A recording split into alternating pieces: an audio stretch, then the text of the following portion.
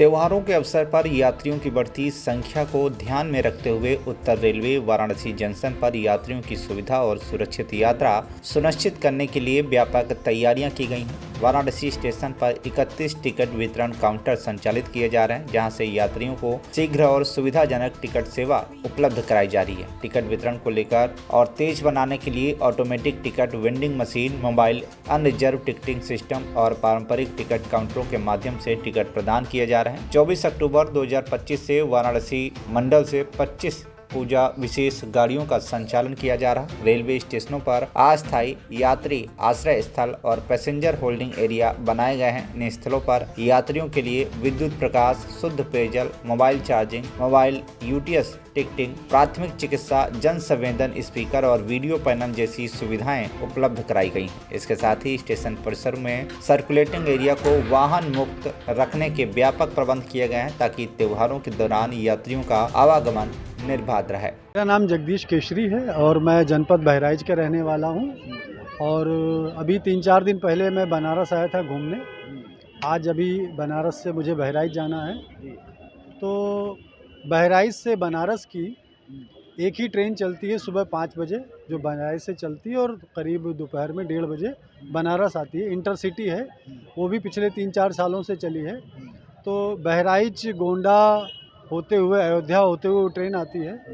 तो ख़ासकर बहराइच निवासियों के लिए ये सुविधा हो गई कि अगर उनको सीधे बनारस आना हो तो वो आ सकते हैं अयोध्या होते हुए। इतनी अच्छी सुविधा है। अब चूँकि दीपावली के बाद छठ का पर्व है, तो 2 दिन बाद छठ का पर्व शुरू हो जाएगा। तो अभी मैं रेलवे स्टेशन बनारस पे कैंट में खड़ा हूँ। तो मुझे लगता है कि यहाँ जो यात्री पूर्वांचल और बिहार प्रदेश या झारखंड प्रदेश के हैं, उनके लिए जितनी सुविधाएं रेलवे ने कर रखी है, तो और यहाँ मैं अभी खड़ा हूँ, ये यात्री विश्राम गृह आश्रय गृह बनाया गया अस्थायी रूप से। तो ये पहली बार मैं देख रहा हूँ, ये अच्छा है। खासकर किसी पर्व के तौर पर अगर यात्रियों की भीड़ हो रेलवे स्टेशन पर, तो भगदड़ की स्थिति ना हो, असुविधा ना हो यात्रियों को, उसके दृष्टिकोण से ये व्यवस्था अच्छी है। और चूँकि बनारस शहर में भी मुझे काफ़ी ठीक लगा, जो यहाँ का नगर निगम है, यात्रियों के लिए, आने वाले श्रद्धालुओं के लिए व्यवस्था ठीक है। बहराइच से और आगे कोई एक आध ट्रेन और अब चलाने की अगर कुछ आपका आग्रह है तो आप बता। हाँ, ये आपने अच्छा प्रश्न किया। जैसे बहराइच से सुबह 5 बजे ट्रेन चलती है, तो बहराइच जनपद का जो मुख्य रेलवे स्टेशन है, वहाँ से आती है। लेकिन बहराइच जनपद नेपाल देश की सीमा से लगा हुआ है। तो नेपाल देश की सीमा से जो हमारा छोटा छोटा गांव का इलाका है, जैसे उसमें एक तहसील है नानपारा, उसके बाद बाबागंज कस्बा और रुपैडिया कस्बा, वो बिल्कुल नेपाल बॉर्डर पर है। तो मैं ये आपके चैनल के माध्यम से भारत सरकार, रेलवे मंत्रालय और उत्तर प्रदेश सरकार से ये कहना चाहूँगा कि बहराइच जैसे जनपद, जिसकी आबादी करीब 27 लाख से ज़्यादा है, और बहराइच जनपद से जुड़ा हुआ जनपद श्रावस्ती जनपद है, जो ऐतिहासिक जनपद है। इन दोनों जनपदों के यात्रियों के लिए, श्रद्धालुओं के लिए अगर बनारस आना है तो वही सुबह 5 बजे की ट्रेन पकड़नी होती है। और ख़ासकर ग्रामीण क्षेत्र के लोगों के लिए एक दिन पहले रात में आके स्टेशन पर विश्राम करना होता है, तो अच्छी स्थिति नहीं है।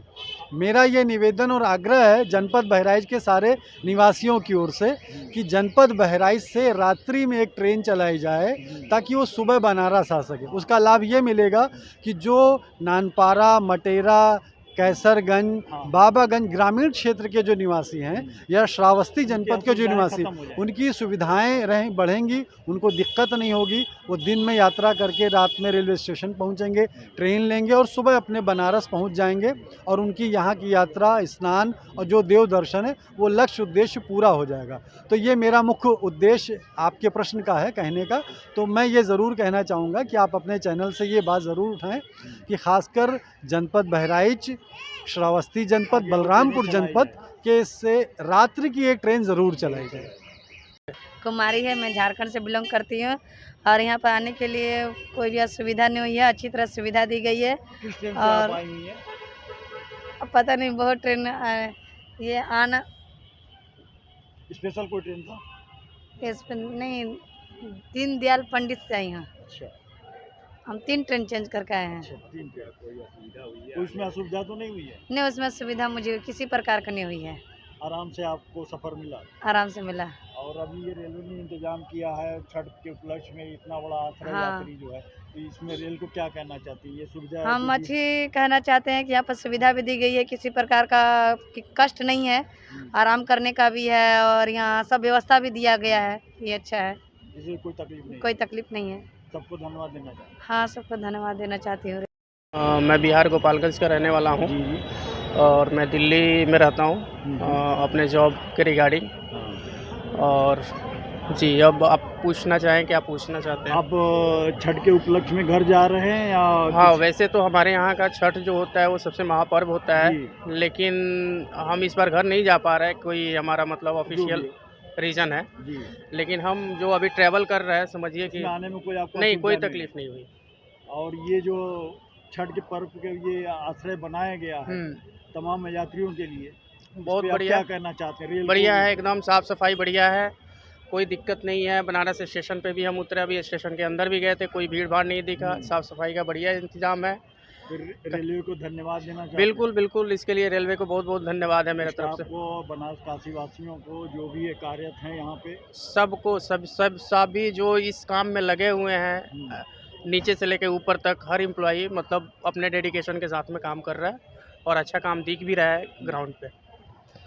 अभी यहाँ पर तकरीबन 25 से ज़्यादा जो है हमारी स्पेशल गाड़ियाँ चल रही हैं, जो देश के विभिन्न कोनों से वाराणसी जंक्शन को क्रॉस करते हुए जो है इधर बिहार साइड की तरफ जा रही हैं। तो यात्री जो है उसमें अपना जो आरक्षण करवा कर अपना जो है उसका सुविधाओं का लाभ उठा सकते हैं। इसके अलावा छठ का महापर्व देखते हुए हमने बाहर एक तकरीबन 5000 स्क्वायर फीट का एक होल्डिंग एरिया बनाया हुआ है। उसके अंदर तमाम जो सुविधाएं हैं, टिकटिंग की, इलेक्ट्रिसिटी की, वाटर की, उसके बाजू में टॉयलेट्स हैं, सामने ATMs हैं, तो वो तमाम प्रकार की फैसिलिटीज़ यात्रियों को उपलब्ध हैं। जो यात्री किसी कारणवश उनकी ट्रेन लेट हो जाती है, वह यात्री वहाँ पर अपना विश्राम कर सकते हैं, उन्हें किसी प्रकार की कोई समस्या नहीं आएगी। हमारी जो सिक्योरिटी फोर्सेज हैं वो रेगुलर पेट्रोल कर रही हैं। हमारे जो फुट ओवर ब्रिजेज़ हैं, हमारे जो प्लेटफॉर्म्स हैं, हमारे जो सर्कुलेटिंग एरिया हैं, तो लगातार वह गश्त कर रहे हैं। हमारे यहाँ पे तकरीबन 122 CCTV कैमरास लगे हुए हैं। इनके ज़रिए भी हम क्राउड कंट्रोल जो है उसकी मॉनिटरिंग कर रहे हैं कि किसी प्रकार से क्राउड का अनावश्यक जो है बिल्डअप ना हो पाए। और इसके अलावा हमने अपनी जो मेडिकल टीम है उसको भी हमने जो है अलर्ट पर रखा हुआ है कि यदि किसी यात्री को किसी प्रकार की कोई चिकित्सीय सहायता की आवश्यकता होती है तो वह तुरंत उसको अविलंब जो है उसको वह दी जाए।